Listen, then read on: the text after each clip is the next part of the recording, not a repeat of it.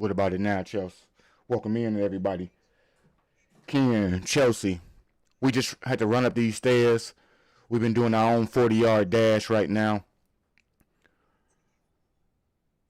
It was an absolute sprint to get upstairs, so allow me to catch my breath as we get into the free agency letters that have arrived. Yes, Chelsea, I know you wasn't playing.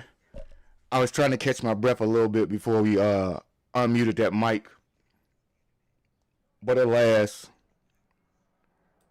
let's see what we got going on because the legal tampering period begins in exactly not even 12 hours from now. I would say about 10 and a half hours, 12 p.m., midnight. The Bears and all other 31 teams are able to negotiate deals, make calls, and start lining up those official signings that are unofficial until the league year officially begins.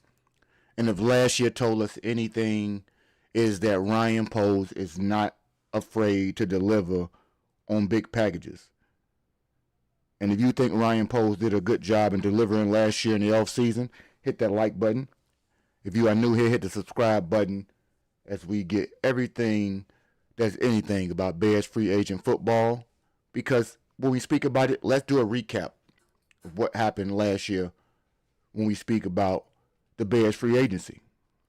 As we give you a nice picture into what free agency could be like this year.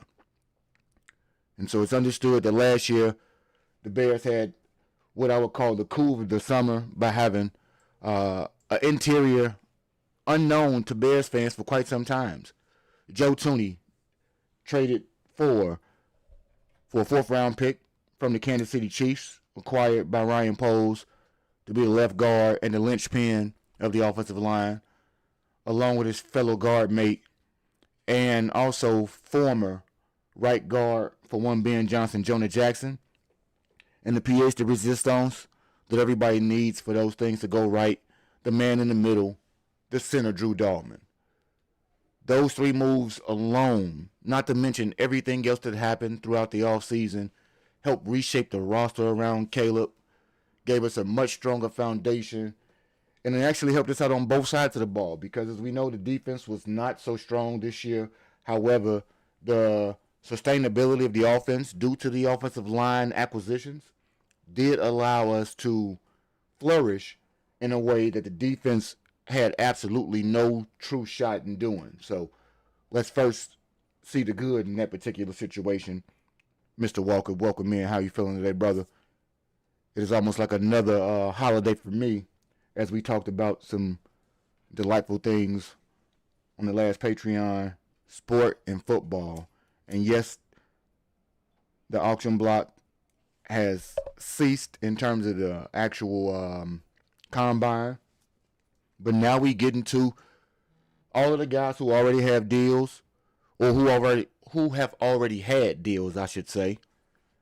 Those guys are moving on, getting new teams, getting new money, and it is interesting to find out just where in the pecking order my beloved Bears fit when it comes to nailing down who might the Bears go ahead and select when we talk about free agency for the year. We're going to fast forward to 2026 and realize that the Bears, unfortunately, have already had to start making moves. And I say those moves are the replacements. As we know, or if you did not know, the center that we just acquired last year, Drew Dalman, did, in fact, abruptly retire from the NFL. That put the Bears in a seek out and destroy sort of situation to actually get a replacement. That replacement appears to be one center and veteran, Garrett Bradbury. And we've also cleared up some cap space by releasing Tremaine Edmonds and one of the blockbuster or shocker trades for some, but not many. DJ Moore traded to the Buffalo Bills. So the message from the front office for me, Ken, how you feeling today, brother? It's quite clear. The front office is sending more mail out and more moves are coming. I don't think you go out and try to clear the room of some veteran names, some well liked and respected names in order to not do anything or rest on your laurels. I think today we get to break down some potential targets that the Bears may have in the initial stages of retooling, which we know is free agency, also better known as legal tampering. And you say any good safety and linebacker free agents, Ken, we going to get into right now. I got the list pulled up for the top 100 free agents in the NFL right now. We can debate the particular place that they may fit in, but it does give us a bit of a understanding of the guys that might be around.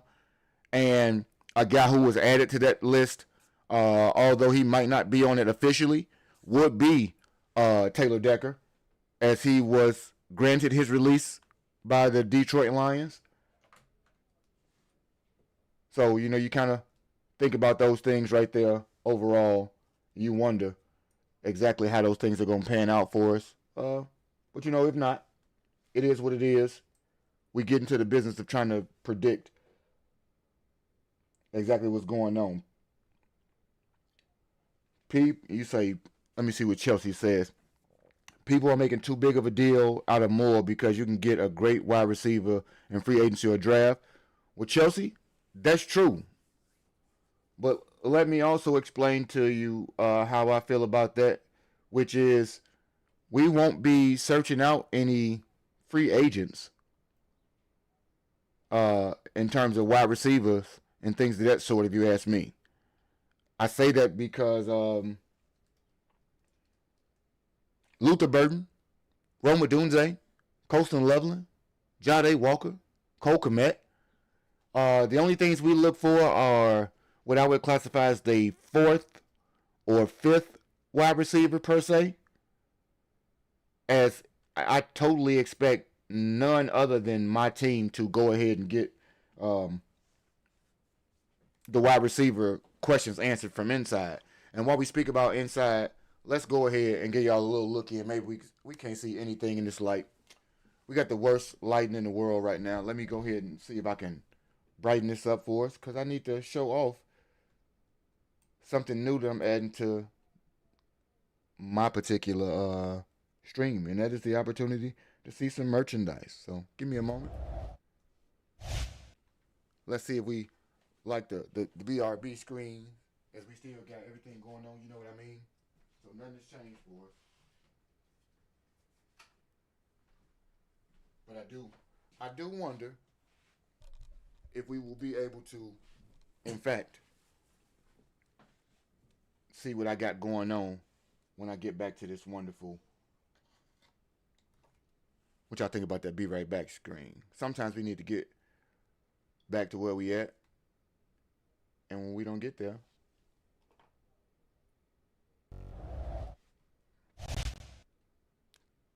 Chelsea, I just read something in the chat that's disturbing to me, and I'll tell you why.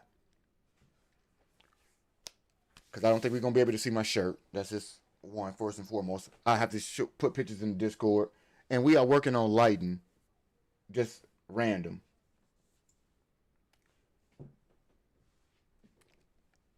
Hey, I don't know. I got to learn how to do that, Chelsea. I don't have funny clips. And if I did, I would need to learn how to use those funny clips, because I have not gotten to editing and a lot of other things. We still learning those things. I do think in some ways the things I don't do well, I make up for other places at the same time.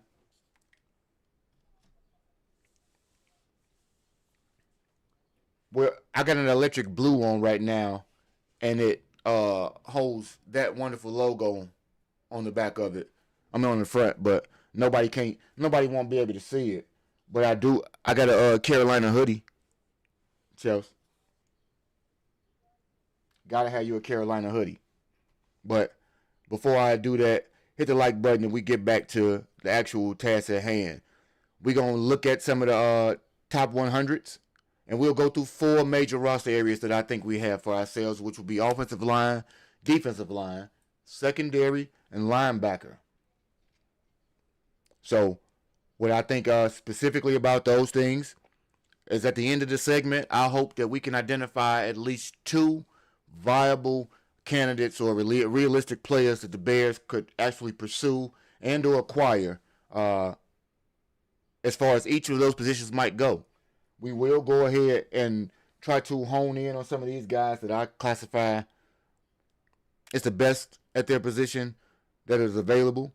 Some of these things will not be addressed free agency, but it does give you the opportunity to wonder if the opportunities for them to increase the depth along with drafting a new star of the future could be something they go for.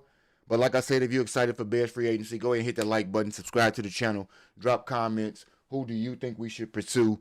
And Ken Chelsea, just so that you can know the backstory, wants us to draft a wide receiver in the first 3 rounds because we made a bet that it won't happen. And it won't happen. But I digress. We won't get there anytime soon. We're going to get to this mail call because we are going to try to deliver to you some Bear free agent packages. Let's go ahead and see exactly what we got. Offensive line. The first package coming through that mail slot is a rather large one for most. And these are not in order of importance, but in order of the way in which the candidates were actually lined up for us. If you are building around Caleb, obviously protecting the quarterback is priority mail. It is not something that's standard delivery, and we got to make it paramount, for lack of a better term. And to do so, we have to address what we have not addressed in the trades. Yes, we did address by the acquisition of Garrett Bradbury and saying that one of the 2 positions that were missing or absent as far as production goes this season for the Bears on the offensive line, center, was addressed. However, the left tackle with Ozzie Trapillo still not being known so much about when he will return and if he will ever be the same. You wonder if the Bears have a long-term goal with this particular situation, or do they have a short-term goal that allows for Ozzie to seamlessly recover while not giving up any particular drop-off in productivity with a vested veteran that can offer us a cheap, inexpensive stopgap. Don't like the term, but in some ways they can be that way. And we also have to see if the Bears can continue to develop or will they increase upon the depth on the interior. Center is a position that some people would want addressed a bit more ferociously in terms of the names. I think that the aggression can kind of seed to the draft for a center if you wanted to get somebody for the future. But for the meantime, I would personally worry about guard depth so that we can, one, find out if Karan Amagaji and Luke Newman are the interior depth of the future. And if not, who might be one of those guys that we get to right after that.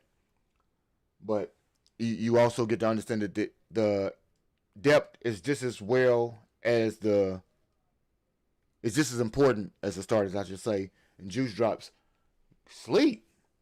You going to sleep? The retirement of Drew already put us into a position where we had to act quick. I do like the opportunity that the Bears were able to, not on the drop of a dime, because I believe they had more information about the retirement process than we did as far as Drew and his opportunities to express his thoughts. But I do think that they had a real quick plan in place to replace him. I think that plan at the moment appears to be fairly good to me.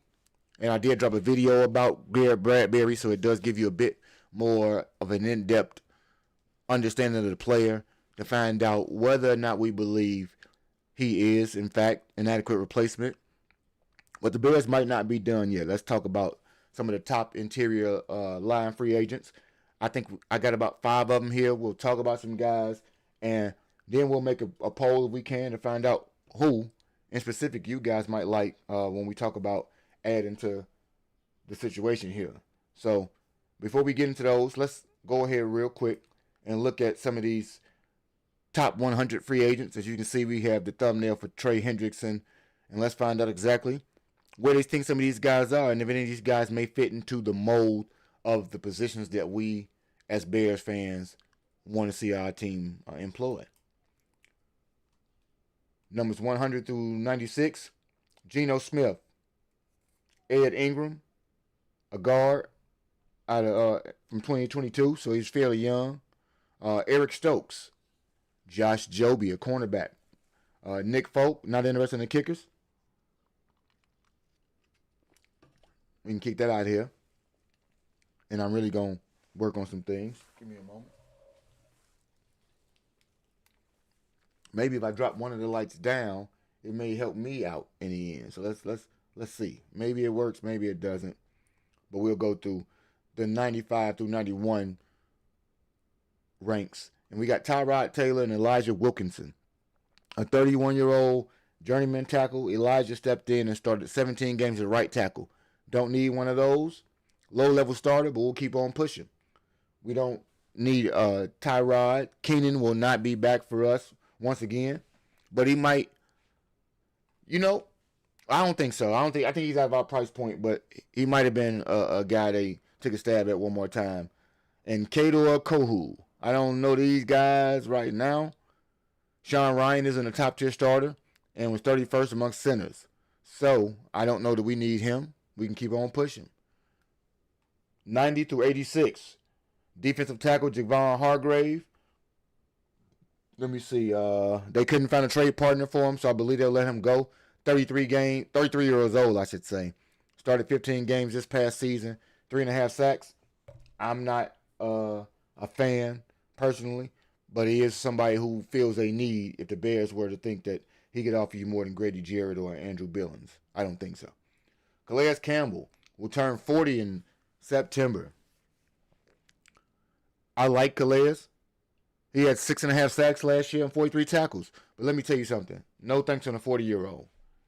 Another guy that I don't think many people talk about, T. Miles, that I wouldn't necessarily be against when we talk about this mercenary rule, just to keep his name out there. Von Miller will return for his age 37 season. Last year, Von had 9 sacks and 19 quarterback pressures for the Commanders. Could he be a stopgap that allows us, T. Miles, to groom the next guy in his image? You never know, but just a guy we can put out there. Charles Omenihu, a 28-year-old defensive lineman, is underrated in KC's defense. Not a splash play type of guy, but he does make an impact. 28 tackles, 5 tackles for a loss, 3.5 sacks, and I would assume he plays somewhere in the middle. Not opposed to it, but not necessarily in the business of a guy like this. Maybe a John Franklin Myers at best for me. Malcolm Kuntz, edge defender. He had 4.5 sacks last year. He'll be 28. Young guy, may have a prove-it deal in him, but maybe a secondary or tertiary option for somebody like the Bears. We get into Cam Britt-Taylor, the cornerback for the Cincinnati Bengals. Don't think the Bears are necessarily in cahoots or in line for cornerbacks, but Nashawn not being there could put them in line to get a bona fide starter alongside Jalen if they don't address it in the free agent market. So something we can talk about. Also, a guy who I'm fairly fond of, 5th overall pick in 2018, Bradley Chubb.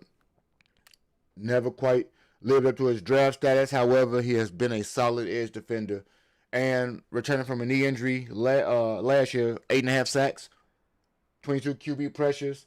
You think about a guy that is on the ultimate prove-it deal. Still will turn 30. Still in a favorable area as far as the age goes. Also gives you what I think is the most cost-efficient guy when it comes to an opportunity to redeem himself for a larger deal, i.e. not have us to have to retain him next year or the year after, and it allows us to have the guy in waiting totally assume his role once he's gone. A guard, John Simpson, played in 17 games for 2 teams last year. Not a high-end starter, but we talk about depth, so somebody to look at. Al-Qadim Muhammad, I think he's 31. Yeah, he'll turn 31 this month. Just had his best NFL season. It's in a contract year. I would be a skeptic of him repeating having 11 sacks this year. And like they said, he'll be more of a rotational player for most people. We got Austin Booker already, and I do believe that some of the other guys on the roster already will start to assume more of a rotational role. So that in itself will kind of limit the opportunities for him to go ahead and get things done. But I digress when we talk about that. We move on to 80 through 76. A safety is somebody that the Bears will be attempting to replace perhaps. Donovan Wilson, inconsistent in coverage, but he's been a true that's been true of the Dallas Cowboys in general. But they say he's a hybrid, hard-hitting box safety. I don't know if I want a 31-year-old, so we might keep on pushing, baby. Greg Newsome, no thanks for you. Kyle, you're a bit older. 35. Don't know if you still have the juice that we want, but he is an edge that's available, along with Alohi Gilman. He was a part of that Adafe Owe trade last year. Shout out to Adafe. He proved to be a strong fit. 68 tackles he got with those guys. He 5'10", 201. He had his best playing close to the line and away from deep pass coverage. So he is one of those guys who kind of fits the role of a Jaquan Brisker. Let's see, maybe that's somebody they look at in a vein of, let's sign this guy as a bridge and hope that we can groom up again the draftee in the next in this draft here. Now we get into edge rusher again. While Cameron still has some decent numbers, 10.5 sacks, 22 QB pressures this past season, and he did play for Dennis Allen before several times. 37 is not what I want to see for my team in particular. But if this was a guy that Dennis Allen, quote unquote, had to have, and for the right price, he'd do the right thing, I think $4 to $6 million contract for a guy like that, and I might not pout too much. Much like the next guy with DJ Wonnum. Missed half of 2024 with blood clots. 6'5", 258-pound edge rusher. Started 15 games last season. 42 tackles, 3 sacks, 4 tackles for a loss and an interception. You wonder if scheme and being 1 year removed from blood clots would allow him to be a bit better. Like, there was arm clots. So I'm wondering if the strength of the arms are still there to kind of beat people with strength, with power moves, if it's something that he's been working on, so on and so forth. So it does give us the opportunity to kind of look at if he'll be a bit better a year removed. Let's just put it that way. 28 years old, so still have a little life and a little gas in the tank, if you would. Maybe a guy at 6'5", 258 the DA likes to utilize in terms of that length. Draymond Jones, former Bronco. I don't know why we call him Cowboy. And Seahawk. He was traded from the Titans to the Ravens during the 2025 season. He finished the year with 43 combined tackles, 7 sacks, 7 tackles for a loss. He can control the line of scrimmage, they say, or regularly stonewall ball carriers, but he can create disruption in the backfield and provide interior pass rush. Bears severely lacking interior pass rush, and he is 29 years old.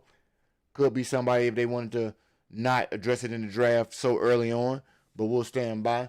Keep a name like his in the back of your mind for tomorrow as they get right into the free agency pools. Kevin Zeitler, Tyreek Hill, don't need him. Don't care about him. We'll move right on. Jalen Thompson, Cardinals safety, doesn't do any one thing at an elite level, they say. But the 27-year-old is a solid all-around defender that uses his 5'11", 190-pound frame to attack the ball carrier and flashes strong ball skills is what they say. 7-year career. And he haven't had a pick in 2 seasons, but that changes when you are part of Al Harris University. I digress. A reunion with a oldie but a baddie for us, because never quite lived to the draft hype, but has done a pretty good job being an edge rusher for the Rams and everybody else, minus the 3.5 sacks that he had last year. Leonard Floyd, edge rusher for the Atlanta Falcons last year, turns 34. I don't think so. Nostalgic name to bring up as we move along. And we talk about linebacker. Levante David played his entire 14-year career for the Bucks. He's 36. Do anybody or does a person like Ken have an appetite for a Levante David? Jonathan Allen's also expected to be released by the Vikings. He did play with Montez. Familiarity with the player may generate something for him, but he is 31. It's not as disruptive as he used to be, and so I don't think that the Bears will be looking for another elder statesman in the middle. I think we're trying to get younger. So, speaking of trying to get younger, we're going to shy away from that when we talk with the linebacker right here in Demario Davis. 15th season upcoming, and he wants to play, and you wonder if a reunion with the DA again, because we will speak about those players. Those are the types of guys that the Bears kick the can around on when we talk about 6 tackles for a loss, 2 forced fumbles, 143 tackles last year. Still productive, to say the least, and familiar with the system that may give us a bit of a leader to usher in who I think the Bears draft and some new life into the linebacking core. 60 to 65, 61. Elijah Vera Tucker missed all of 2025 last year. 4 seasons. He has played 43 games. He has experience at guard and tackle. He'll only be 27, but he's injury prone. I think we got young guys to already look at, but for the right veteran minimum deal, you never know about Mr. 27-year-old to come back. And speaking of comebacks, offensive tackle Braxton Jones. Braxton suffered a fractured ankle a couple years back. Kind of Wally pipped him from his job, but let's be honest, he was never really going to keep the job unless he wowed us. Seeing as though injury has befallen us and a lot of options are not as strong as we would like in the free agency pool, could one actually consider or contemplate the opportunities of bringing a Braxton Jones back on a 1-year deal? Right now in the comments, let me know if you have a yes or a no. Would you be interested in the Bears bringing Braxton Jones back for a 1-year deal as a stopgap? Let me know. AJ Epinesa is an edge rusher also for the Buffalo Bills last year. 2nd-round pick in 2020. A little older, but he's only 27 years old right now. So he's a role player in Buffalo. 2.5 sacks. 2 interceptions. Ken said, God, no. Hey, Ken, we're going through all the options out here, and I'm trying to see what all options you got left. We'll get to it. Hell no. To the no.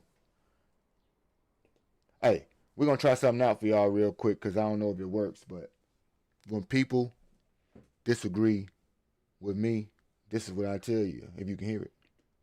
I'm here to tell you right now, we don't care. Let me tell you. We don't care. That's all. Let me see if we got a little some of that right there. We're gonna accompany, and we're gonna start to learn how to incorporate video, visuals, and drops into the crux of the show. Let's say it that way. Jalen Hawkins. I don't necessarily know that I want you on my team. So we're going to skip right on to the next one. Sheldon Rankins, 32 years old. Told you, if you look too old in the middle of the field, defensive tackle, we're moving right along. 32 is gone. You too old for me. Andrew Wingard entered the league as a undrafted free agent, and he's established himself as a strong contributor and special teamer. I don't think that a 29-year-old that is a special teamer is going to move us very much. If that case, the safety we will be re-signing has been re-signed several times on 1-year deals, Mr. Jonathan Owens. So carry along, 55 to 51. Here's an option out here, y'all. Quantity B.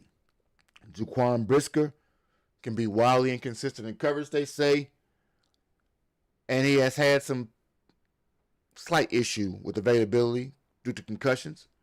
But he is a fast, physical box safety. 6'1", 204 pounds. God, I still want you, but I don't know if we can afford you. And he has aggressive pursuit skills. Started all 17 games this year and had a playoff game to remember against the Rams. One wonders if he has, with this year's performance, outperformed the affordability of the Bears. If so, salute to you, and I apologize for thinking you would be back. But in the interest of doing what's right for the beloved, he might not be back. And let me know in the chat, would you be disappointed if Jaquan Brisker is not re-signed? And while we talk about Jaquan, let's talk about his counterpart and a guy who I believe the Bears may actually re-sign. Bears safety Kevin Byard III will turn 33 in August. And I understand that's a bit crazy for some people. And they say he tends to gamble too much in pass coverage. So, you give up a lot of, the passer rating is above 4 to 10. But he had a nose for the ball. He's a veteran presence that stabilizes the secondary. And of the two, he may be the most affordable. And what's the word? Amenable to not getting the biggest deal because he's had those deals before. So I do believe that it gives us a bit more flexibility to get back to a guy like 31. I know T. Miles is more in the vein of keeping Brisker. I don't think Brisker's affordable. So as much as I want to keep him, I don't know how we do it unless he's willing to bring his price drastically down. And I don't think we should. I don't think he should bring his price down. Nor do I want David Njoku, Romeo Dobbs, Daves, and Bops. Joe Batonio, I do not believe is leaving the Browns.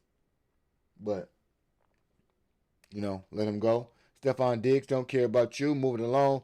Would anybody be interested in a Bobby Wagner? 36 in June.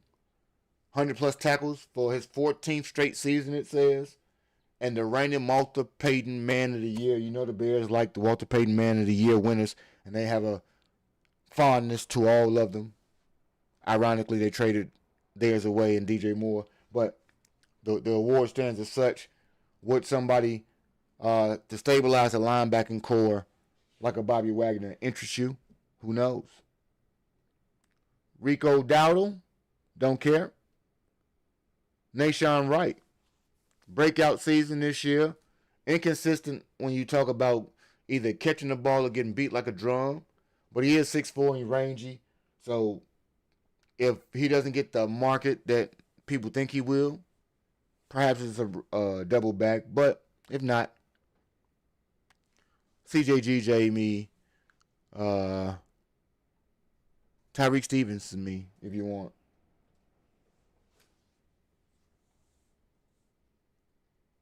We need a new Walter Payton's. I take a look at by.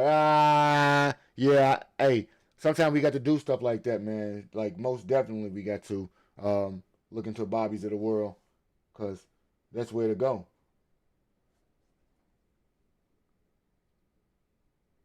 Broski Bill, welcome in. How you doing today, man? Thank you for pulling up. It says it's a loaded draft for safeties and cornerbacks. Bears should draft one of each. Hey, it's looking like we might be strong in getting our compensatory draft picks as well. Not to mention, I'm the biggest fan of trading back that there can be. So we can look at things like that right there. Zion Johnson is a 26-year-old guard, a bit inconsistent. At the same time, I talk about depth. If maybe he and Luke Newman can be the guards of the future. And if it's 26-year-old is the guy they want to go ahead and look at, maybe he's a depth piece. Come on back, Aaron Rodgers, play for somebody and keep on damaging your legacy. Not interested in Joey Bosa, but he did allow 5 sacks and 24 quarterback pressures last year. He's 31. Never been a Bosa guy. Got a bit of a bias. Don't want him on my team, so no thanks to the Bosa boys. Caden Ellis, a 30-year-old has topped 100 tackles in 3 straight seasons and recorded 8.5 sacks over the past 2. He a do-everything linebacker or coverage specialist.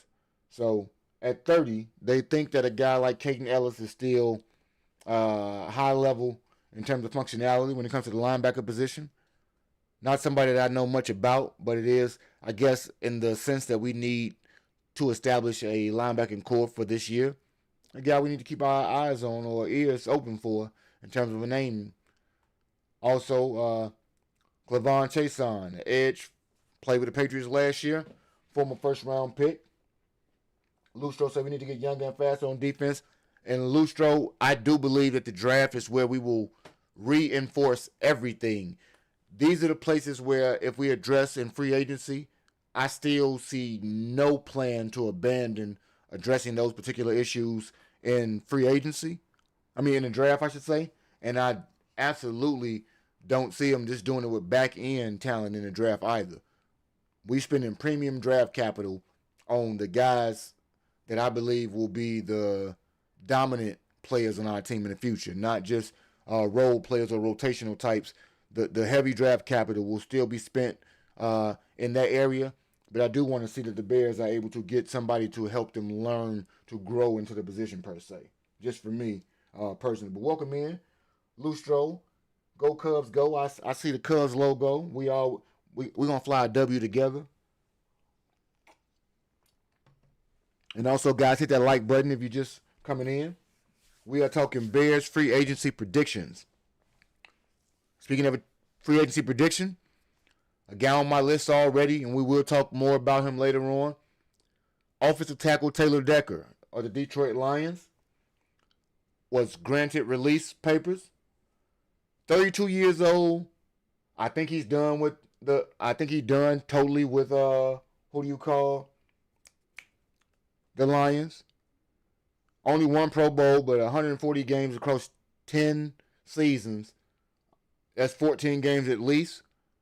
If the rumors to be true, Ozzie could return very late season.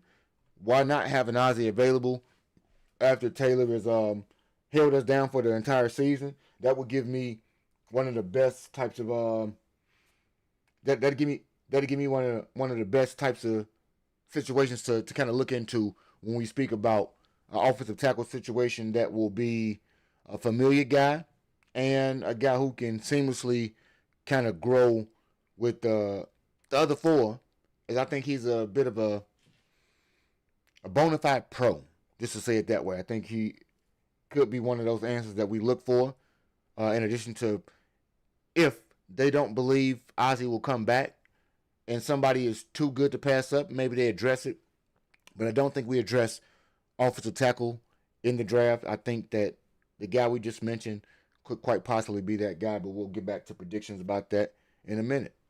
35 to 31, we deal with Rashid Shaheed, is a return specialist and a tertiary to 4th option in terms of receiving. Don't think we can spend the money that he would require just to get that type of guy. Would be nice for the special teams to have a guy like that. Not so sure. Also, 2019 first-round pick Devin Bush finally, as they say, played up or lived up to his draft status with a strong season in Cleveland. A legit playmaker, they say, 125 tackles, 2 sacks, 2 forced fumbles, 3 interceptions, and 2 defensive touchdowns. And he'll turn 28. Could he be a guy that is the new TJ Edwards or Tremaine that you sign to kind of anchor the middle, along with having those other guys that you draft and the guys you can develop in a Sewell or a Hippolyte perhaps? Never know. Also, if the plan is not to keep a guy like Garrett Bradbury being a center and you want to have a competition a bit, Cade Mays was depth at center and guard, but he emerges as a dependable option in the last couple seasons, notably last year, 6'6", 325, and he's 26 years old this year, so somebody's going to give him an opportunity to be a starter, and they're going to give him starter money, and that's just how we're going to look at that right there. Jermaine Eleanor is a starting tackle in Vegas. I'm not certain that I want the guy. But he was 20th in pass blocking and 31. So if he plays the left tackle position, he may be a guy that they can also look into. David Onyemata. Onyemata? I think that's what it is. Onyemata. We're going to go with that. They say he's still a dependable interior defender and a capable full-time starter. This 33-year-old has traditionally provided strong interior pass rush, but most impactful as a run defender, and he has 62 career tackles last year. That's his high. Who knows? Could be a guy they look into. Brian Cook in Kansas City, safety, range, recovery speed, versatility to play both positions in the secondary. They say he's not an elite starter, but he's 26 years old. I believe that they addressed the position in the draft, myself, but he could be a guy that, since he has versatility, could be signed and slides over to the Bayard position once the younger guy is able to go ahead and do what needs to be done to totally take over. Or he could just, outright be the plan to replace somebody like a Bayard. Who knows? Stay tuned on how we address the safety position, because all of these things will tell us exactly what our blueprint for the draft will be. But when we speak about those blueprints, the blueprint for success is for you guys to go ahead and hit that like button for me. So go ahead and do so, please. Isaac Suamalu, guard, one of the most reliables, turns 33. I don't necessarily want a Suamalu, but if the Bears think they need a new guard to help us out, maybe so. DJ Reader's a bit 32. We talked about my feelings about 30-plus defensive tackles. Move to the back over there. Don't need any of you guys. David Edwards, no more Buffalo Bills guys, and we probably will start to eliminate looking at guards, as I don't think we will be signing any free agent guards in the near future. Boye Mafe. This is a guy who has been high on some people's lists as a guy you want to reach out to, and low on people's lists, and that I've seen him be who they predict to be a free agent bust. 18 sacks over his first 3 seasons. He was a rotational pass rusher last year, Austin Booker. I don't know that I need a 27-year-old situational pass rusher when we already have a younger version of that pass rusher in Austin Booker. So no thanks for you, sir, but he is a name that is an edge rusher in case they thought he had more upside, which I don't think they should. Kobe Bryant, RIP, but I don't know if we need the cornerback from free agency. Nakobe Dean, injury issues, a bit undersized. I'm not certain that because he had one of his better seasons in free agency year that we should go ahead and look at trying to pick up a guy like that. I think you can do something in the draft. But Leo Chenal is a versatile linebacker who can cover, chase, attack the line of scrimmage. But he's not even a starter right now, and they're not an every down defender. So I'm wondering, he played 53% of the snaps this year. That's a career high. Can Leo be a guy who grows into more of a dependent upon role as a starter? And, at 25, can his best football be ahead of him? I believe that a Leo Chenal will be a great candidate for the Bears. 25 years old, relatively young, allows you to continue to groom the guys you have. And if you draft just one more, could you quite possibly be replacing the TJ Edwards as well? I'm not certain, but it could be the end. Who knows? 2016, I don't think we need many of these guys. I'm not all about wide receivers. Wyatt Tellett is 31-year-old guard. They might kick the can, but I doubt it. 15 through 11, Quay Walker is a linebacker. Could you take the 25-year-old that has had 100 tackles, 2 passes defended, and 1.5 sacks in all 4 seasons. Could you just kind of take him from the Packers just to weaken one side and strengthen yours as well? Don't think so, but just something to play devil's advocate and kind of ruffle the feathers of the Packer fans. FGB. Devin Lloyd, 2022 first round pick. Last year, 81 tackles, 1.5 sacks, 7 passes defended, and 5 picks. Could he be a guy that they would look into? Quite possibly. Still young. Played 15 games last year and finally started to live to his draft stock, so he may be a late bloomer. Who knows? One of my prized possessions and favorite guys of the offseason. I don't know why, to be honest.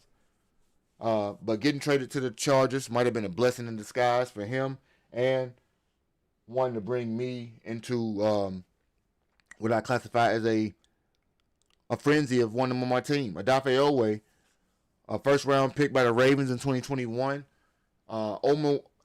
Underwhelmed, my apologies. Before he got to L.A. Once he got to the Chargers, 27-year-old, 7.5 sacks, 19 quarterback pressures, and 12 games this year. So 30.5 sacks in his 5-year career. That's 6.5, 6-ish or so. Can he be unlocked if the Bears are to get the right defensive tackles up the middle to extend pressure so that those guys on the outside could collapse in? Who knows? But Odafe Oweh is a name to watch. Could he be outpriced? Who knows? But let's find out. Jalen Watson, don't know that we're not getting a 4-year, $70 million. You can keep on pushing. Man, I love all Packer crash out videos because, worry about your team. And if you think about it for real, Lastro, we got guys that are Lions crash outs. We got guys that are Commander crash outs, and they hang around in Chicago sports chats all day, whining and bashing everything the Bears got going on, trying to figure it out instead of worrying about their team. But they can do it how they want to. It's much like the goat face 3264 over here, who just came over to say something ridiculous. But we get back to the important stuff over here. Defensive end, they say, but he's played defensive tackle his whole career. John Franklin Myers. They have a projection 3 years, $45 million. Instead of drafting your immediate defensive tackle in the first 2 rounds, could you see a scenario where this forgotten man in the Broncos defense could be the man in the middle for your team? Because it says his business usually involves wrecking offensive game plans. And if you are a game wrecker for $45 million, $15 million a year, I believe I might want you on my team. I believe it also allows me to let Shamar Turner develop and possibly develop alongside this guy. Because John is a young boy. And I'm with it. 29 years old, 6'4", 288. Now, he can set the edge, they say, and he disrupt plays in the backfield. Is he a defensive edge? I don't know. He's been drafted as a tackle and played tackle his entire career, but perhaps those things could be remedied or addressed for me, and I can figure it out. I'm not certain. I don't know, but they got potential suitors once you get this far down. The Patriots and the Bears happen to be some of the potential suitors that John Franklin Myers has. I'm a fan. Braden Smith, don't need you, 29-year-old. Don't care. Moving along. Malik Willis, don't care. Moving along. Alex Pierce, need a deep threat. Not paying 4 years, $100 million for you. Moving along. Rasheed Walker, 4 years, $90 million for a left tackle. Won't be doing it. They say the potential suitors have him going to the Browns or the Bears. A 4-year, $84 million contract is what Dan Moore got last year. He's 41st amongst 89 qualifying offensive tackles in pass pro. 26. 6'6", 324. But I don't know that the Bears would need to pay $90 million for him But, let the people say what they want. Jalen Phillips, 92 mil for an edge rusher, you say? I don't see the Bears paying that much for him. Bengals and the Patriots are the people they say are really his guys because he did his big one when he played in Philly. But I don't necessarily need to explore somebody this high. Many boards have him being one of the top fit. I don't know that he's the top fit as far as the price tag goes, but if anybody would like to see Jalen Phillips on the Bears, go ahead and put a yes in the comments. Next, this guy right here is one of the prize. As you can see, he's number 2 in the free agent listings.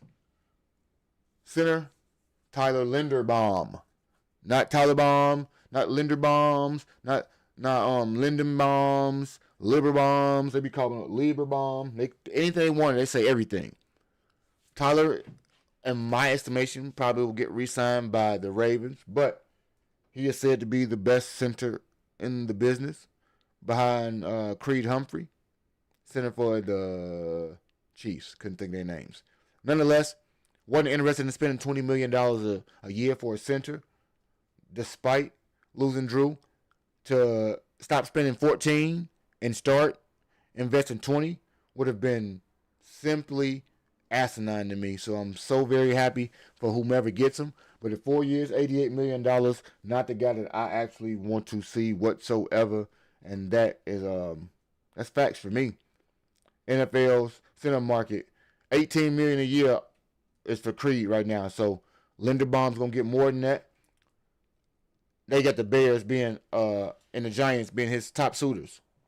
I couldn't see it happening, but just like the hard pass on Phillips, hard pass on Linderbaum for me. I think you got guys in the second, third rounds of the draft that you can go ahead and invest in if you don't think that Garrett's going to be your long-term investment for a while. But I do think that you can have those things going. But I'm not interested in a record-setting deal for a person like Linderbaum because I don't think that the center position is that nice for me to spend that type of money on it. So moving into the crown jewel before we get into what I classify as predictions of what the Bears will do come tomorrow. And be with me tomorrow. I am debating. It may be a morning long stream of audio to cover some things. It may be that we pick up right in the crux of it, but we will have that particular. I do because one, they're doing a restructure of Lamar's deal. Lastro. So when they restructure Lamar's deal, I think they can save up to, I want to say $60-70 million. They can get under the cap. That allows them to give Max his 25 plus or whatever, and also give Tyler his 20 plus. I do believe that they worked it out that way, which is one of the reasons why likely might not be likely to come back. They may go and draft another person out there because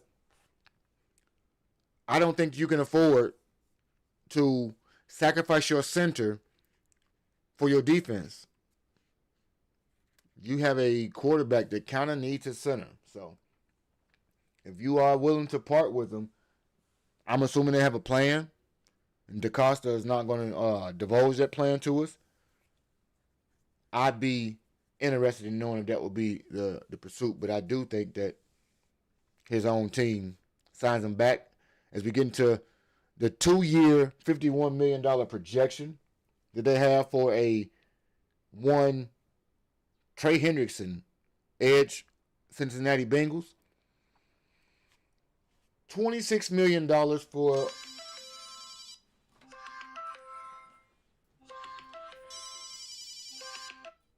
my apologies, everybody.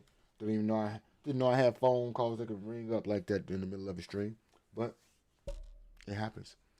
2 years, 51 mil, 26 and a half. I do not think that $26.5 million is something that I would like my team to be paying. But if the Bears, in some way, shape, or form, acquired Trey Hendrickson at 31, coming off an injury-hampered season. Would you think that's too much? Trey did want 30 plus before he got injured. Do we think now that a $5 million discount is commensurate with what he should get? Or do we think more 2 years, 41 million at best? I say 20.5 million is the best I think I can give a guy fresh off an injury who missed 14 games or so. Well, how many games he missed? Feel like 14, but he may have missed less than that. Nonetheless, he did nothing. 4 sacks, 12 quarterback pressures. 6'4", 265, and you did play for Dennis Allen. And I'm always going to be a proponent of a guy who thrived when he played for a DC.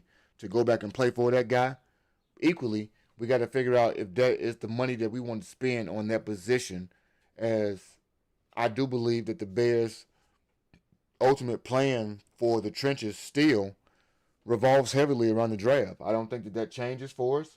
I don't think that we kind of go away from that in any way, shape, or form. I think that these moves on the free agent market give us more of an opportunity to,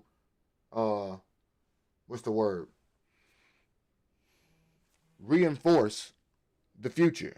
Meaning, I want a guy who can give me the things I need right at this moment, but I also want to have the opportunities to go ahead and solidify what's to come.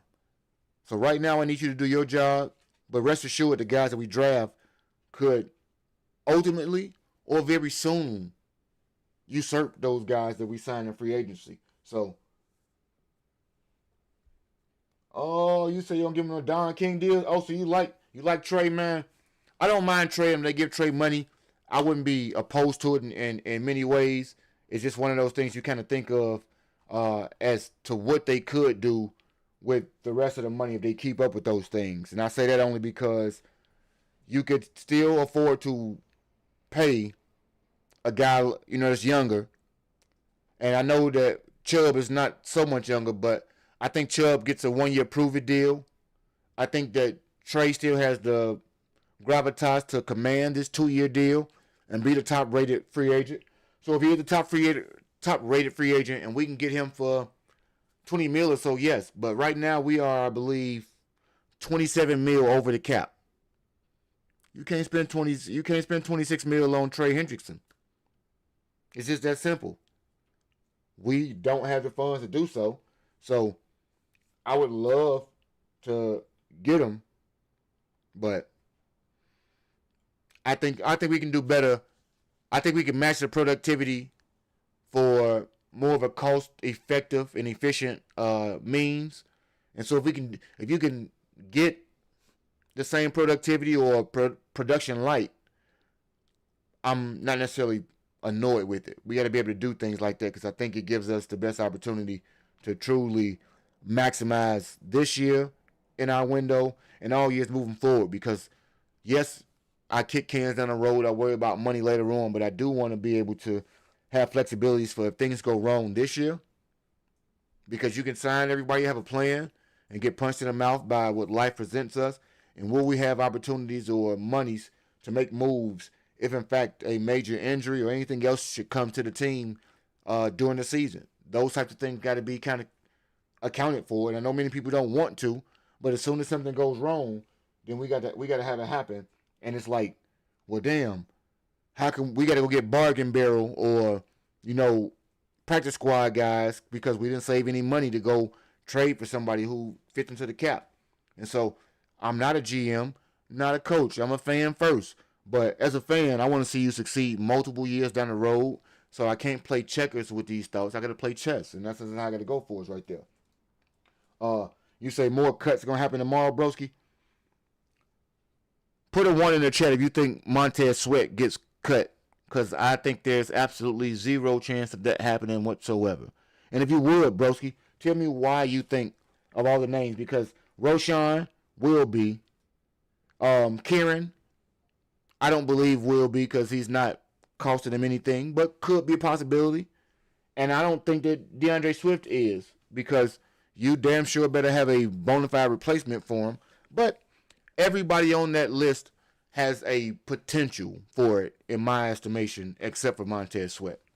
No, I don't believe in any shot. You got no shot at believing they're gonna cut Montez, take the cap hit that they're gonna take for him, because they won't save money by cutting him. It's not a Tremaine Edmonds deal. They still gonna have a dead cap hit that's substantial, and then replace him with who? Like that won't be. He won't be going anywhere. If anything, Montez is your best candidate to get restructured because they do believe that he'll be here for the remainder of his contract, which is I think 2 more years. So if they broke it down into 3, they can pallet his salary a bit more and know that he can still be productive with the things they want to do on the other side of him for 3 years. So I think he got more of a chance to be restructured than cut. But I could be wrong. I could be dead wrong. I could be wrong. I'm trying to see if we can get some decent. I got all the right sunlight and all the wrong sunlight on me. I don't get it. Ken, you won't be trading him either. And you better off keeping him than doing any of those things. You are trying to add to Montez, not take away. I will never tell anybody Montez is the premier pass rusher or sack artist. But you got zero chance of telling me that you better off trading him or cutting him. You better off adding to him so that he is not relied upon to be the end all be all. He's in your future plans. He's not in your plans. He's only there for the next 2 to 3 years. Your plan, he should be there for 2 to 3 years, and that should be able to have the infusion of the guys we draft now be what do you call it, in the pipeline to take over for him. But they traded DJ because I believe DJ is further down. Montez not even 30 yet. So I think people have feelings about Montez that don't actually line up with the contract or the actual production that Montez is giving you. Because as we talking about right now, this guy want Montez money right now, and he older than Montez. So why would he be in the future plans? You see what I'm saying? So future plans to me is, the next 3 to 4 years, not necessarily anything down the line before that. Roshan, Kieran Swift are likely. Sweat outside chance. Yeah. Cap hit this season. Okay, broski.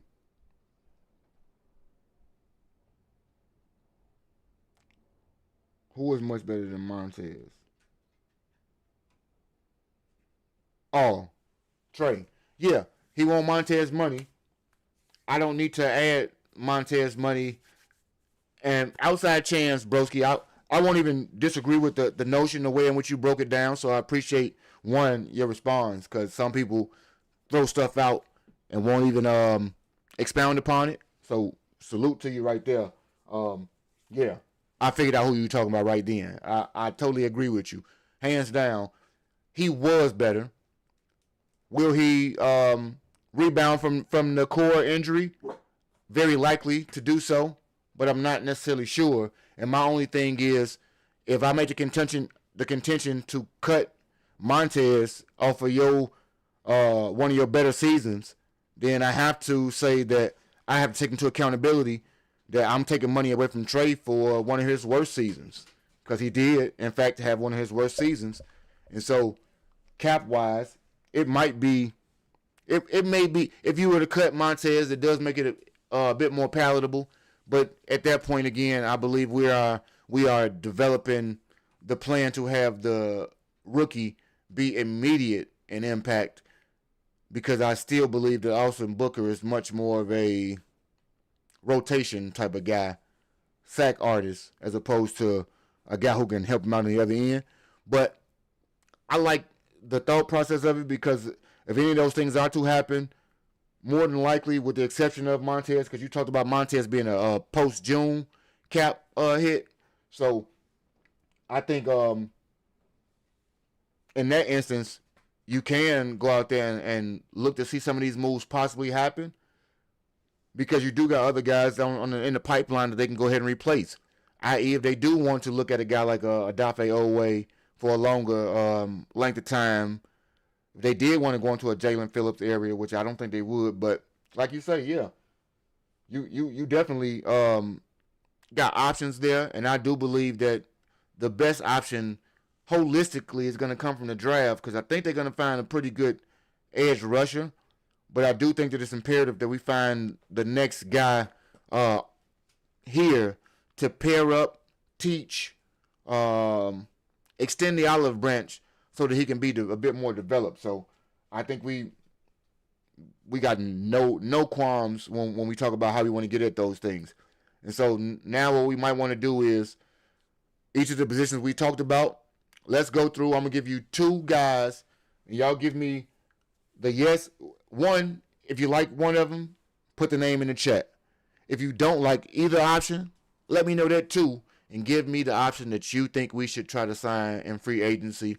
First, we will start with the top free agent tackles or linemen in general. I'll give you two linemen. Y'all tell me which one you want. If you want either one, Taylor Decker is my first candidate for signing for the Bears.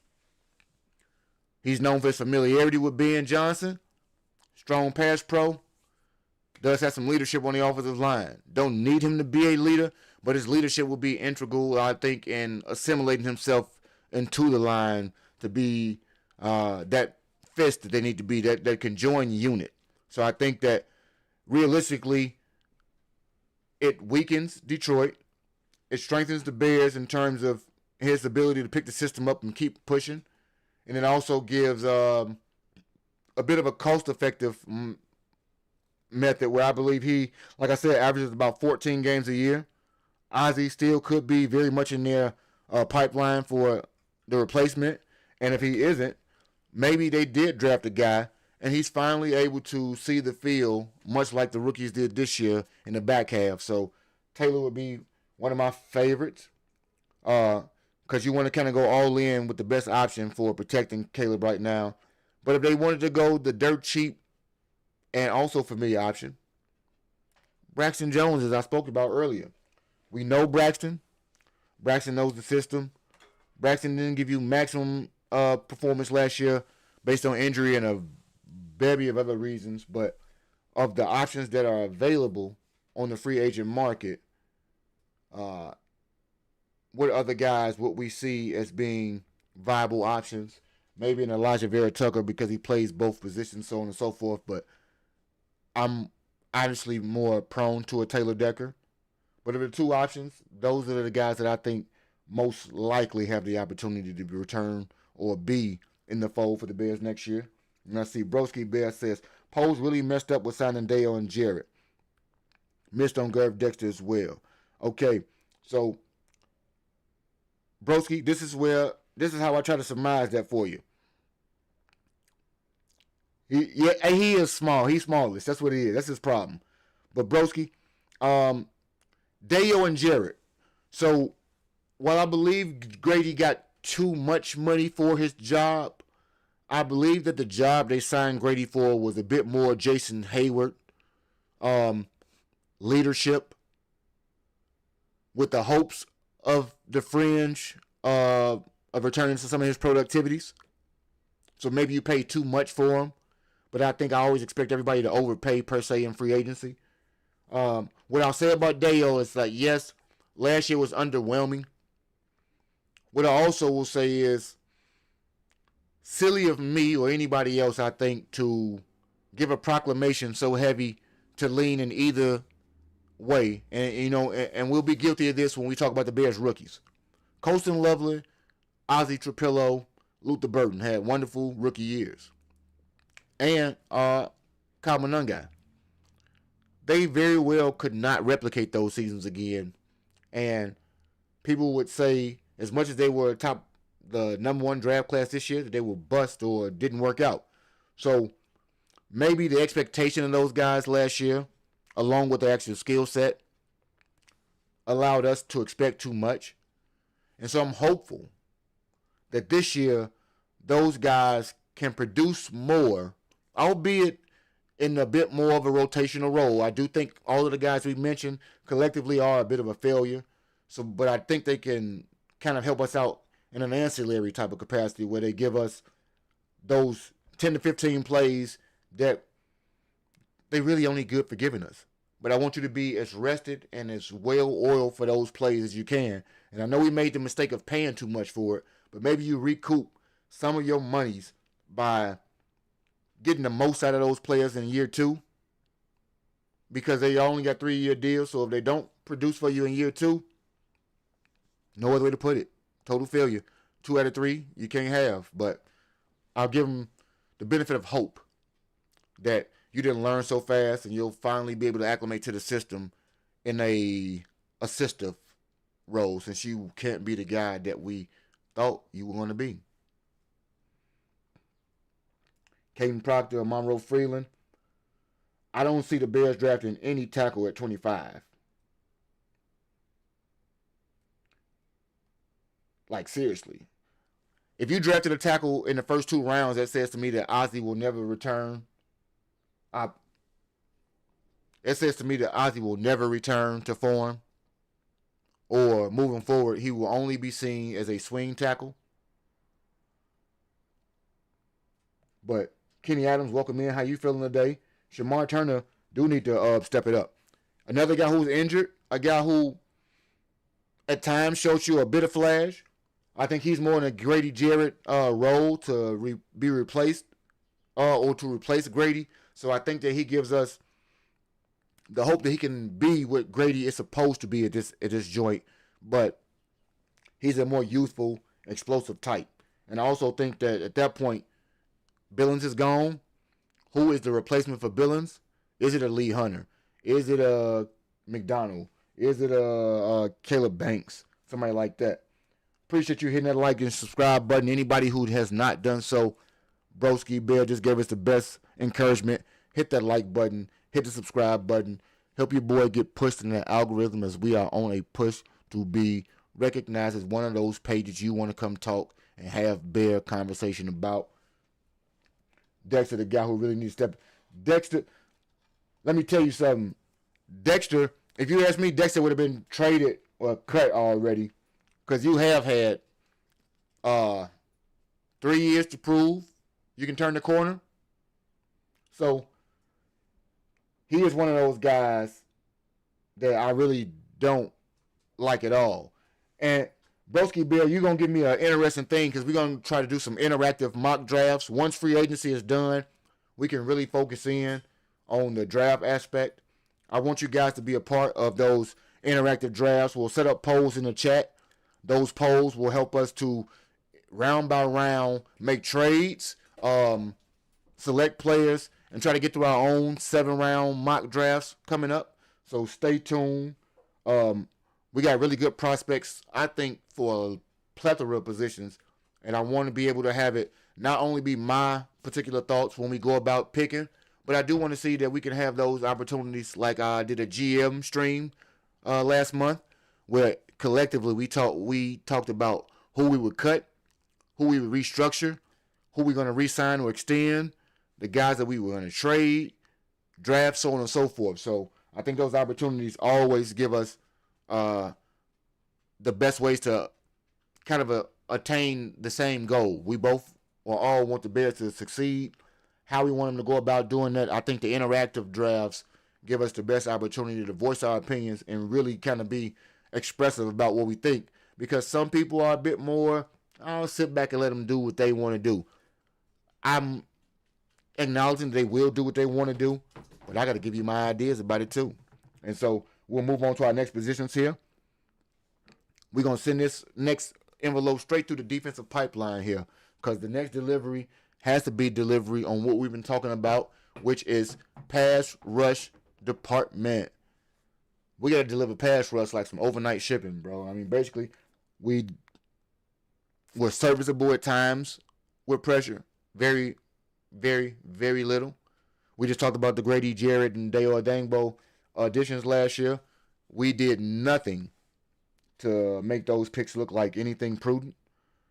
But 2026, the free agent class and the draft got some elite pass rushers available. My favorite target, Broski Bear, Odafe Owe. I do not have the most rhyme and reason, but I do know that Harbaugh and the Harbaughs like to have some defensive chops. They get the most out of people. They inspire people. And I think that a young guy that's a bit lanky and rangy, like a Dennis Allen prefers, is pretty good. Oweh is one of the top 10 free agents in the market. So not the top, but one of the top tiers. So he's one of the best we can get. I don't need us to have the best because I told you that I believe that our ultimate plan will be in the draft to have somebody replace possibly Montez and be joined with Odafe Oweh. And if that's the case, it makes all the more sense to get a 27-year-old like him to ascend into the role so the eventual replacement of Montez can be there as opposed to Odafe. Another way for me to look at it. Didn't think about it that way, but that could be very well the plan that they have, especially if they do the thing that would shock me most, like Broski said, and cut Montez as a post-June cap. It says Oweh exploded as a pass rush after being acquired by the Chargers early in October, finishing in plays that he often missed in Baltimore. So that tells you this much of a tweak can be the difference between you being a success, average, above average, bust, so on and so forth. And if those things could happen, you imagine this year with Odafe on one side, Sweat on the other, the rotation of the rookie and Austin Booker along with everybody else doing the NASCAR thing that the Giants did back in the day, and it's pure and utter chaos. I think that is an express delivery of pressure on quarterbacks, and it's something that we can't look past. But if we want to go in the inverse, and we do anticipate Montez being around a bit longer, and we have resurgence, or if not, because he still can fit the mold, a veteran pass rusher with something to prove, Bradley Chubb. Bradley Chubb missed the 24 season, like I said, but 8.5 sacks last season. To be a year removed from ACL surgery and still have that particular production, some people say for him it's a dip in pressures and wins, but the productivity was there. He could possibly still play more efficiently with fewer snaps. See Austin Booker and the new draftee for details, and those types of things right there bode well for us. And I say that because technically he's not ticketed for free agency just yet. He's still under contract, but Pelissero says that the Dolphins intend to release him. So if he get the post-June 1 designation, just like we talked about, he's one of those guys that I think gets a one-year prove-it deal.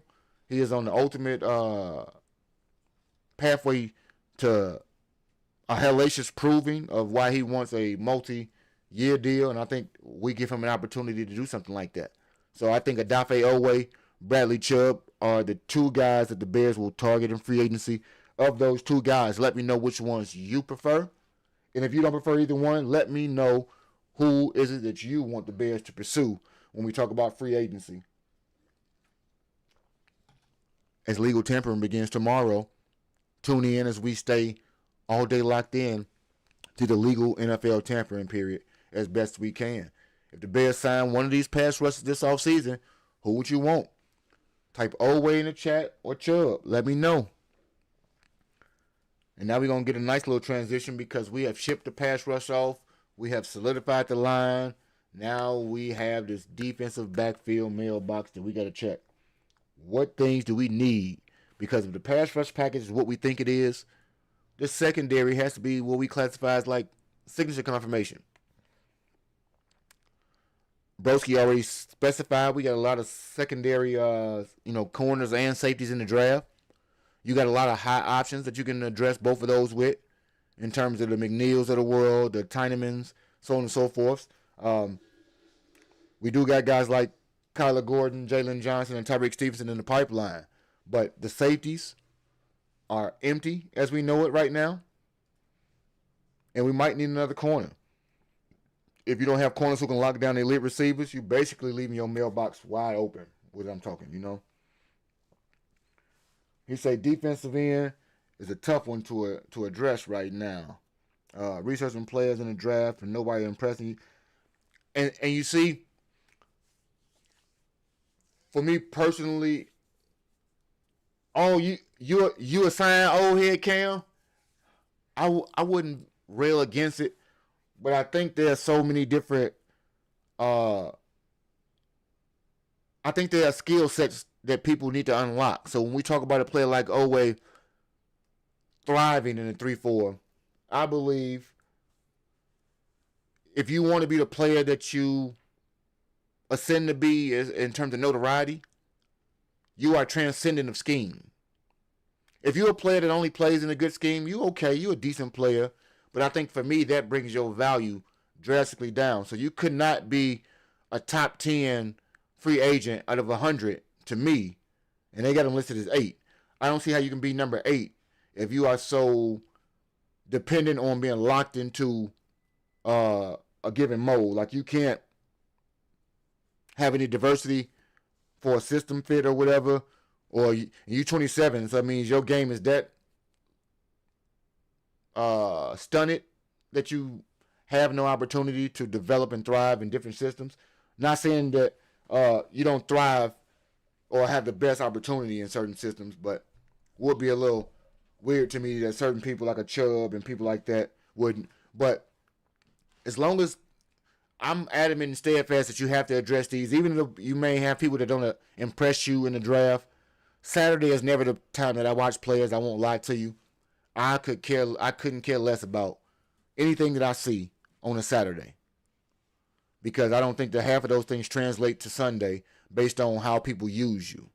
And if people use you incorrectly, like you just stated about Adafe Owe, quite possibly you don't get the best version of yourself. So I will give it always the caveat that I don't know the most of the X's and O's of football if it comes down to positional flexibilities and so on and so forth. I do think that tackles can't just flip flop all the time and everybody just learn how to do those types of things. But I think when you are not a hand in the ground rusher, I think sometimes certain things should be able to change with you. But when you out here, you young and fast, I need that only happens through the draft, and I need those guys to be discovered by professional eyes.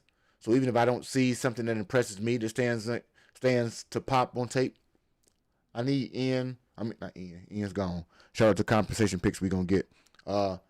I need Ryan and the crew to go ahead and make those things happen for us. But when we talk about making things happen for us, Nick Cross. This is the stat stuff in corner safety that Lou Anarumo allegedly unlocked. So it says he creates pressures and run stuffs. Somebody you can quote unquote structure your defense around. Could a Nick Cross that's youthful at 26, a wild card or enforcer, and a perfect complement to Bayard be the guy that we need right there? I think so. Poles rolled the dice on a guy like that last year and making me less willing to pay someone unproven. Bears kept Sweat, having Cam. Yeah, see, I'm worried about that cliff. Your concerns come on productivity when Dayo Dangbo didn't have 8.5 sacks last year. Or correct me if I'm wrong. I don't believe he did. I think he may have 8.5 sacks in 3 years. Adafe got 30.5 sacks over his first 3 years in the league, so I do know that he has productivity already. It's just 6.5 sack productivity as opposed to 10 sacks. And so I'm wondering, the wonder there is if the potential that you have already displayed by showing me 6.5 sacks a season, can you up that now when you get somebody else that's comparable around you or get put in a better position or have better players? A Dangbo, that was totally, if you ask me, a DA thing and totally based on what they hoped, because I don't know no tape gave it to you. Like I said, some people can even have, when you have that contract year and you're like, man, he had 9 sacks this year. He didn't even have that. So I don't know exactly what happened for them to have those things go on. Anzalone.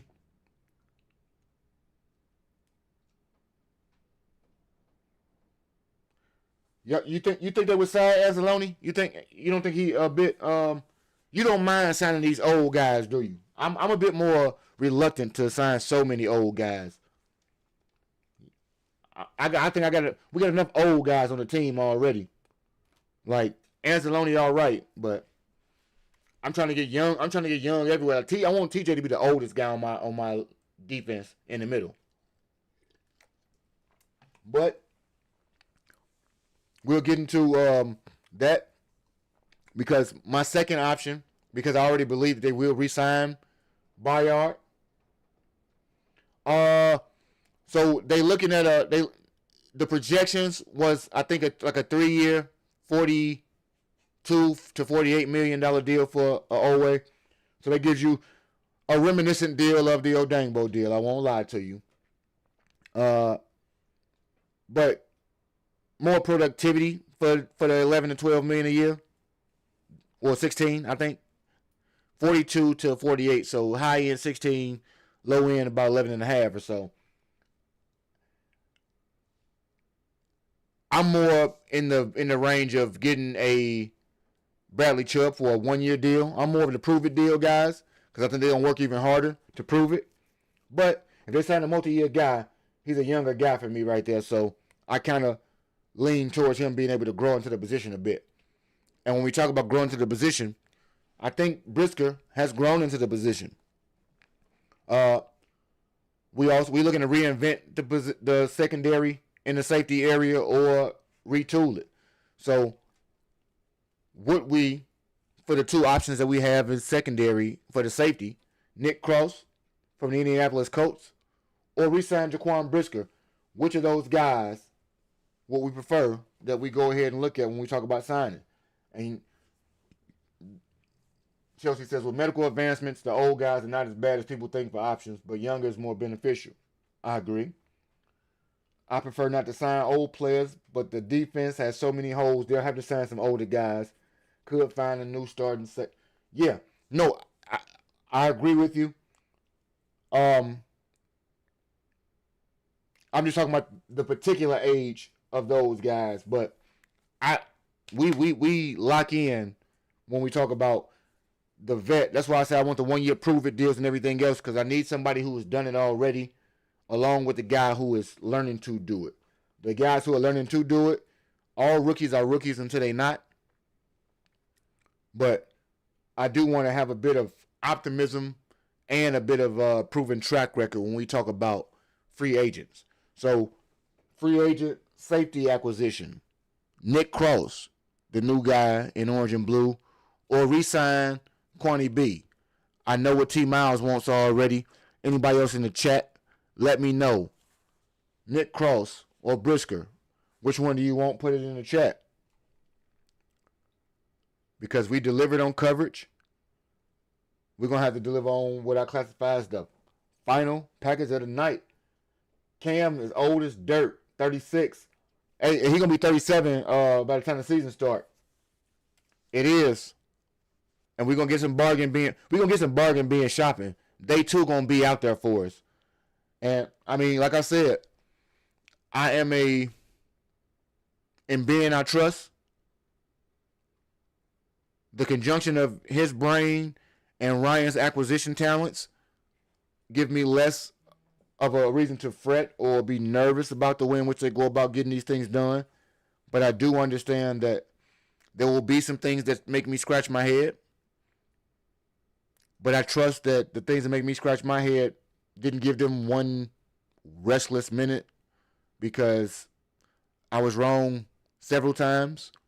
I will be wrong several more times. I hope to be wrong in terms of any negative projections about anybody on my team or people that we shouldn't pursue. But it's so fun as hell being a GM on my own without them. Because what I think is what I think. And we're going to be able to get some of those things going. That just works for us. The middle of the defense, linebackers. Penn State guy. Hey, you get me off task, broski. And let me tell you why. When you talk about being a Penn State guy, could you serve me up in this year's draft some Danny Dennis Sutton and some Zane Durant? Some Danny Dennis Sutton and some Zane Durant? Give me DDS. That's a dentist for you. That's surgical. Zane. Not the little one. Always wrong. Man, the creator test lab. Class, you capping. Hey, so if you don't know Broski Bear and everybody else is new, hit that like button. I come in here once a week right now, and we do something what I call Posties Week in Review. And we review predictions that I myself, people like G Class and others have made throughout the course of the regular season, off season, and postseason. Everything I say is documented. I don't get a whole bunch of it wrong, but we ain't gonna toot that on horn. We're just gonna say check the replays. Everybody need a field general. And G Broski Bear says that the linebacker, he missed the days of the middle linebacker of yesteryear. The Urlachers, the Singletaries, the Butkus of the world. Because everybody need a good. Yeah, he told me. He told me I'm straight wrong, Chels. I need somebody who reading that offense, calling out adjustments over there, and delivers hits like certified mail. One of the most intriguing names to me on the free agent list of linebackers because of age. We're going to give you two of them, see if anybody agrees, and if not, we keep it pushing. Target one, Leo Chenal. I told you about him already. Plays for the Chiefs, 25 years old, has been a rotational guy up to this point in his career, played 53% of the snaps last year, and is finally getting into being more than just a special teamer and rotational guy. He's a run stuffer. He's a pass coverer,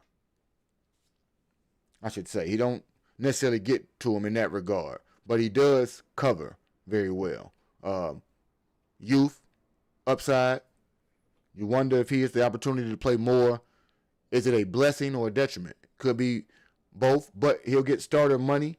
It won't be to the level of the next name or somebody who has a higher draft stock, anything like that. And the next game name for us will be a Devin Lloyd. Devin got side to sideline speed, sideline to sideline coverage ability. Yep. Youth and upside. Tough as nails, had one of his career years this year to finally put him into the mode of the thought they had of his level of production. So to think that Devin Lloyd had a resurgence of a year this year, coming off some injury and underperforming years, a player like him, a Leo Chenal, I'm truly okay with a Leo being signed, as he is the guy who has the least amount of tread. He is only 25 years old, and I do think that he can patrol the middle of the linebacker course. He has versatility at all three positions. Shout out to Steve Spagnuolo for getting him prepared. But a D-Jack, yeah, I mean, I do think they're looking to re-signing Demarcus Jackson. I can't even think of his name right now. I know he's going to be signed for about $2 million. Hippolyte is going to hopefully improve along with Sewell. I don't know what his prognosis is in terms of the ACL this year, but you do got some growing pains to have with those guys, and you do want to kind of see if you can, Chenal may have you still be able to address your linebacker position without doing so in the draft. So you might not have to draft anybody, and a guy like a Hippolyte and everybody else can help us out. And I'm going to black out my whole room over here, Creators Lab, because all of the sunlight in the room has me so, well, you see it. And I'm not going to be so upset about it anymore, but we got to start problem shooting. Noah Sewell getting released? Hey, you burning the whole thing down, Broski Bear. I don't know if it has hit already out there. The Roquan was pretty good too. I wish I hadn't. We got the Discord screen out here for us. Let me go ahead and see. Do we got that Discord link for everybody?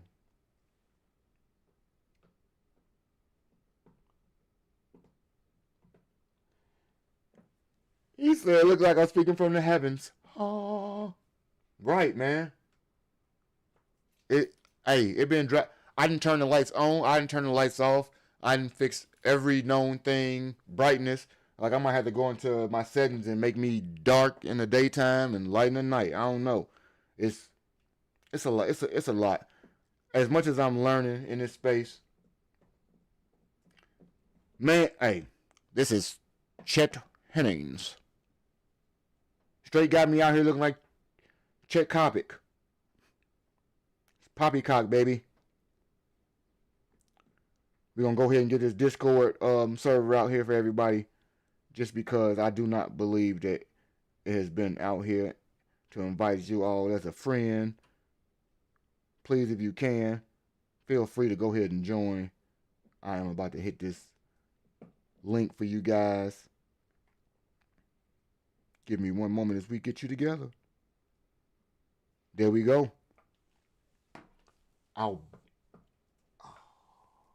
Okay, so we did an episode last week, Broski Bear, me and G Class, or as he is called here, the Creator Lab. Yeah, he gave it to me. Albino Durant. And first of all, this is what I'm gonna tell you right here, Broski. We finna get as close as we can to the cameras, cause I don't never want you to think nothing about my head. Cause when you say Kevin Durant, the first thing I think about with Kevin Durant is that nappy ass head. And let me tell you, my guy, that ain't never gonna be the case right there. So I don't. If we got to come back and catch me, we got to bring up a stream later on the night when the lights is hitting right.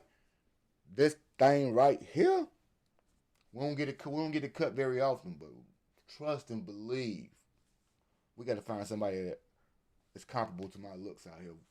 KD ain't it, but you know we'll move along. We'll move it along. And, you know, I set some camera filter. I went through. We'll talk about it later on. Class. But I do like he brought up Kyle Lewis and Jacob Rodriguez. I'm definitely in on some Kyle Lewis for real. But Devin Lloyd, Leo Chenal. We got to sign one of the two. Who you want? Give me a Leo in the chat. Give me a Lloyd. Leo or Lloyd. Give me one of the two. Who do you want to see the Bears go ahead and pick up as we get into a wrap-up of tonight's special deliveries? Let's take a little review. Michael B. Jordan, UNC. I gotta be super unk. TJ Edwards, Ruben Hippolyte. Yeah. So, I mean, they're gonna have to do some work out there, man. And also, Jamari Salyer is a guy who played left tackle last year. Did start as a guard. He's improving. So you look at a guy like Jamari Salyer, he may be a guy that's a depth target. Hey, the level of involvement, broski, that you've been given, bro. I'm a chatterbox by proxy and by nature. We here to talk about all things sports, chop, and do what we would do in a barbershop or anywhere else for that matter. And some of that come at the expense of a good joke. Like you said, or like Chelsea said, you got her in tears. I can't have the liberty of cracking up at all of it. Yeah, DeMarco will be back. But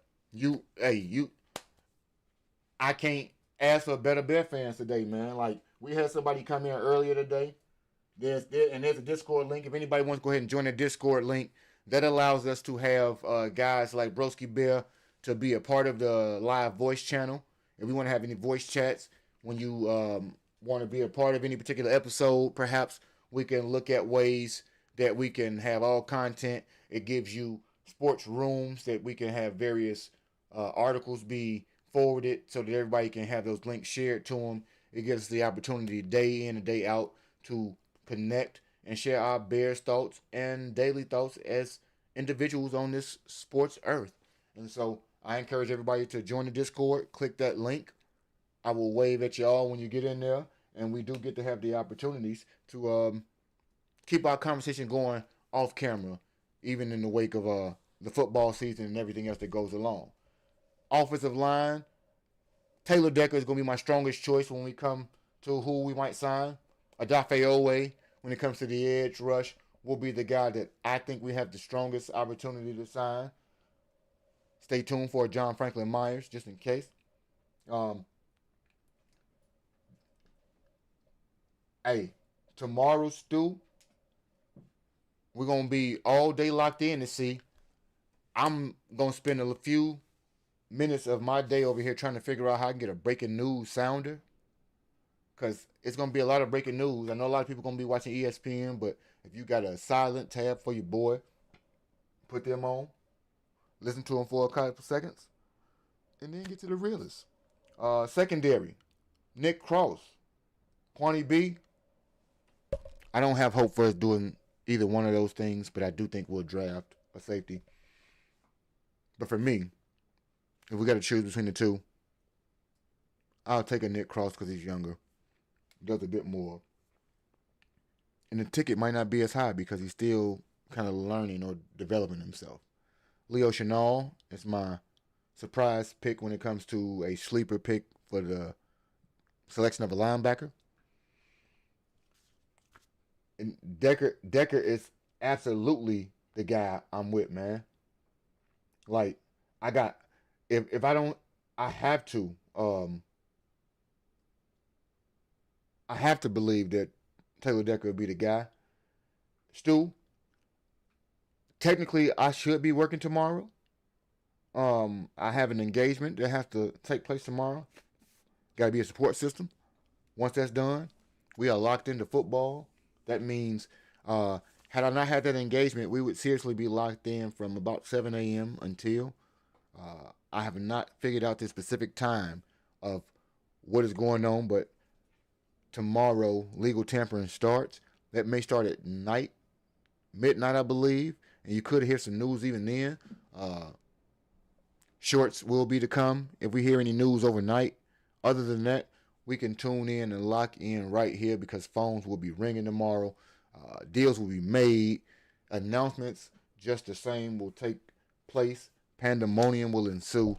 And hopefully all of those things are just a start for agents negotiating. And come Wednesday, we get to actually have press conferences, renewed ambition, inspired hope, and a better idea of exactly who it is that we think the Chicago Bears moving forward from the free agency pool of the offseason. Who on April Thursday through that Saturday night will we hear names called in order to see if those guys best fit into what has been the start of a beautiful beginning for Ben Johnson. It gives us the opportunity to not worry about Northwest Indiana because they won't be there. Chelsea will be in Arlington Heights, despite what Stu over there telling. And other than that, we get to have our final thoughts.